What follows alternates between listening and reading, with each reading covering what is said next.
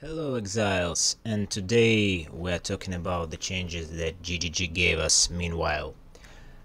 There are many interesting updates, and I think this update is one of the best for the past, I think, 2 or 3 years, because there are so many opportunities for new players to get to endgame in a more smooth way. So let's not waste time and get started.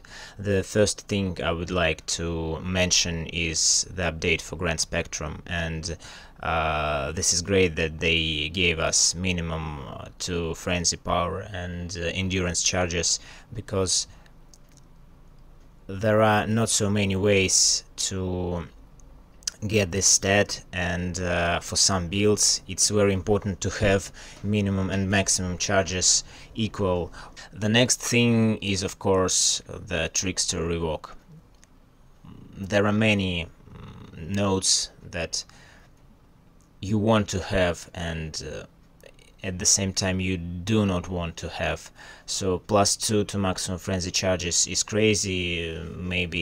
Maybe some flicker stuff with Trickster, or one step ahead your action speed is fixed, and this is great for example, self-curse temporal chains build, or I had an idea of self-freeze build with barracks ring, which gives plus 5000 armor when you are frozen, and I think this gives us some ways to choose between tankiness and speed, mapping speed for the build. So it's very strange rework, and at the same time we have some interesting notes, but the Heartstopper is still trash. So many reliance on RNG, I don't know who will use it.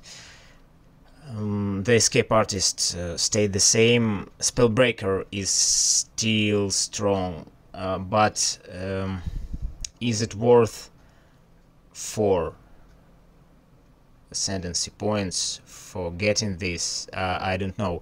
I think if they changed the Spellbreaker and the Escape Artist on their places, I think that would be better and gave more opportunity for Trickster.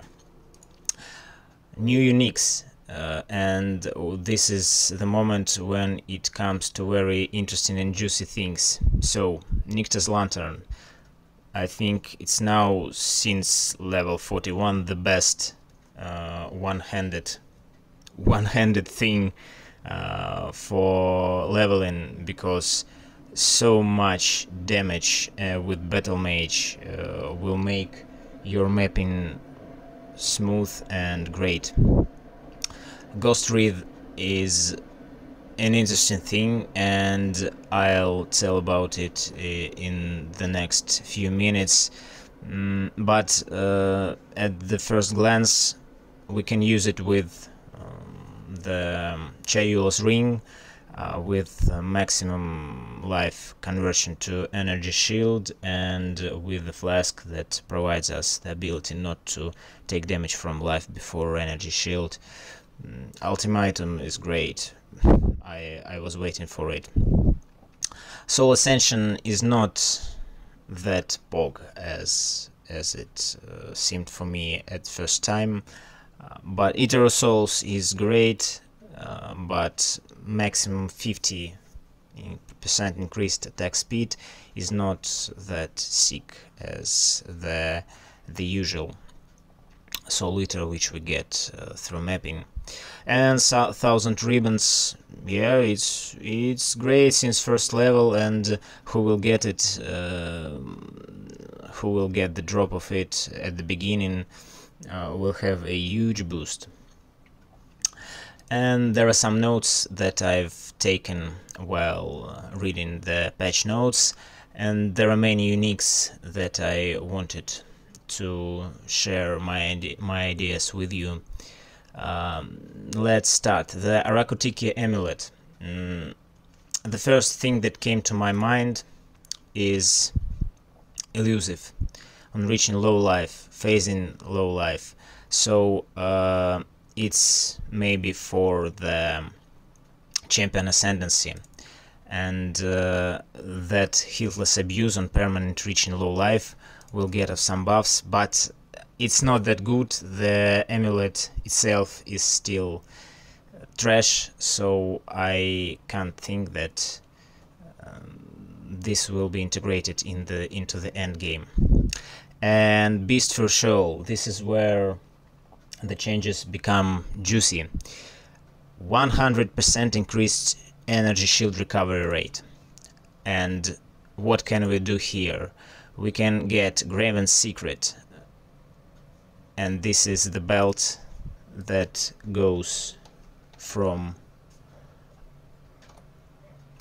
Maven, yeah, and we can stack power charges to get absorption charges, and with that energy shield recovery rate we can get all damage that we get from our enemies recouped within 1 second, because it's very easy to get around 10-12 power charges with some helmet corruption, and with the recovery rate we can get the amounts of elemental damage taken over 4 seconds, and we can get 4 times of this damage. So every 1 second we will recover all damage.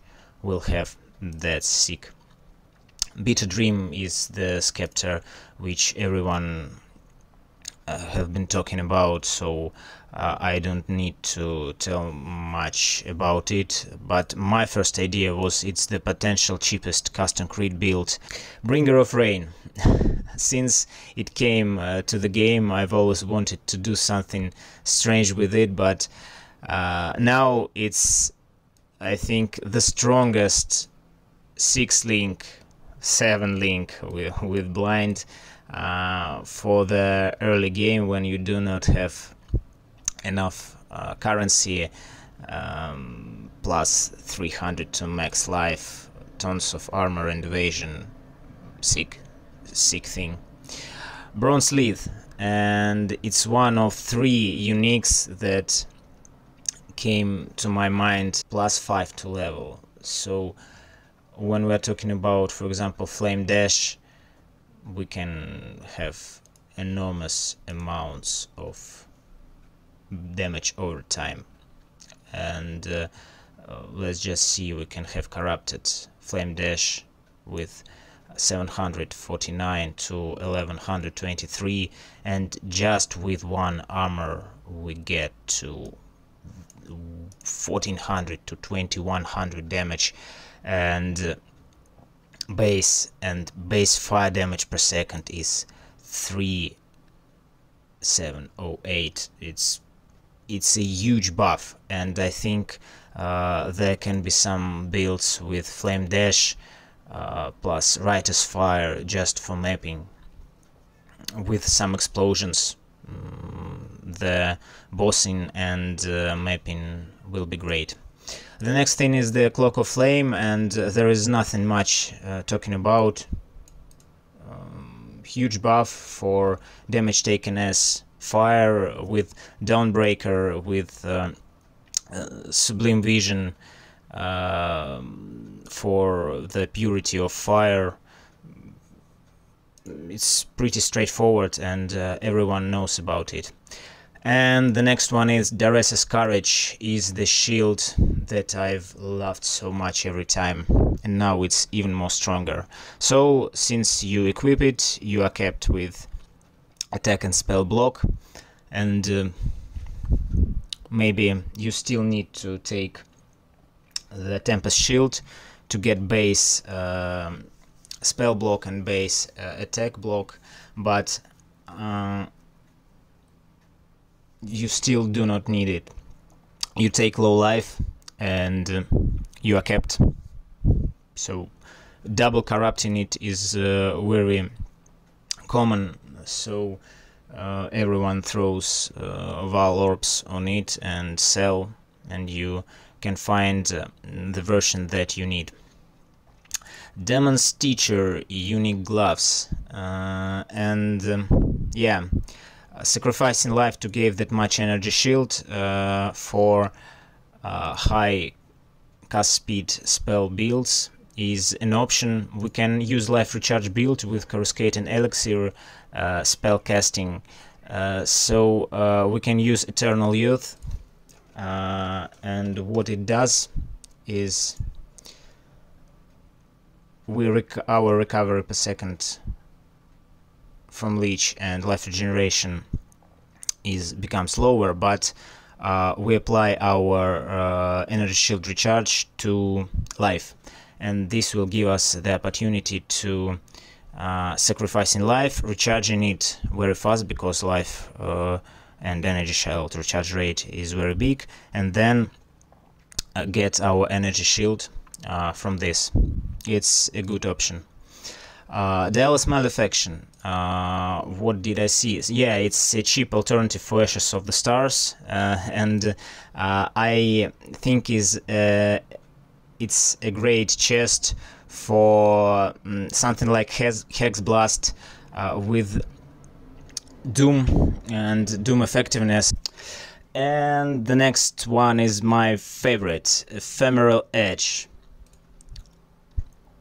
I think they've almost killed energy blades, because you do not need energy blades with this, and tons of lightning damage. I think it's about energy shield stacking through maybe Ghost Wreath and Chayula's amulet, which I was talking before, or you can get extreme amounts of energy shields through converting our life or energy shield stacking, maybe strength stacking or intelligence stacking.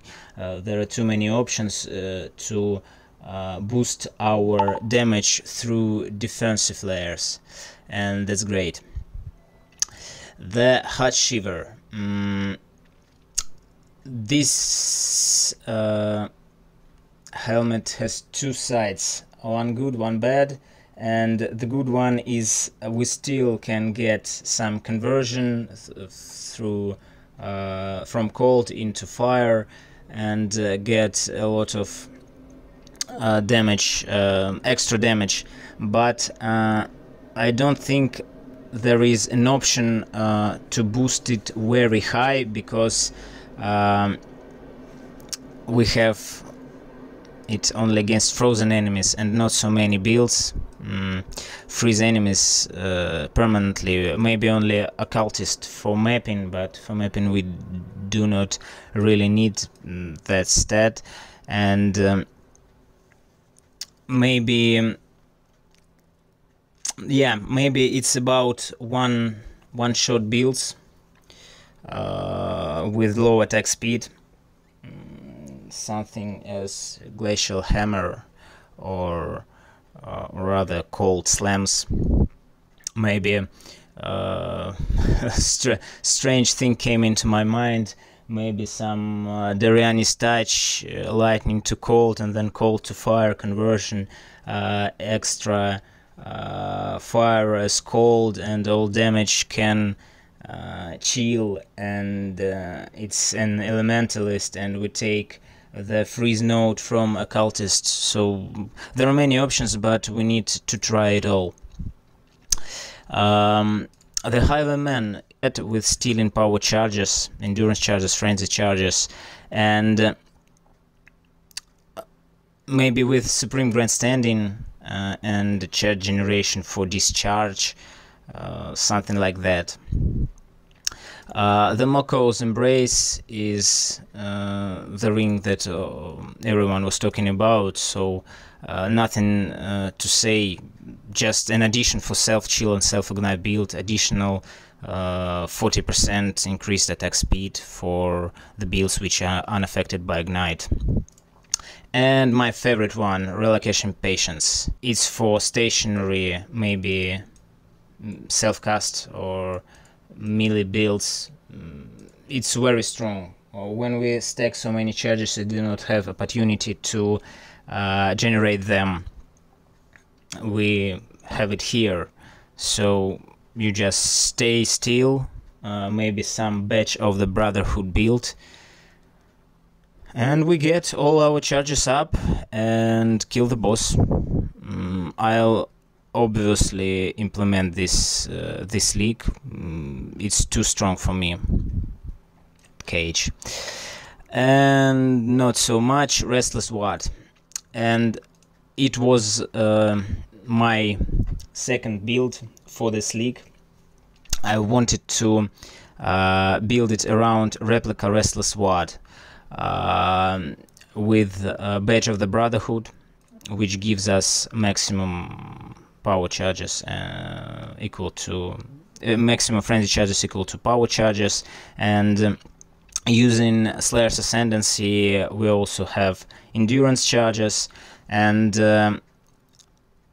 these stats to -2 to frenzy and endurance charges are not affected, but with the buff of Restless Ward we do not need badge of the Brotherhood, and we just can use Slayer or Duelist to get a buff from it.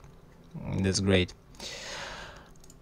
And the last thing I would like to share with you is Voltaxic Rift and shock effect. With the changes to shock effectiveness, we can see that we have base of 50 plus 40 to maximum effective shock is 90. Then we can get 15 to maximum effective shock from the tree, and it will be 105.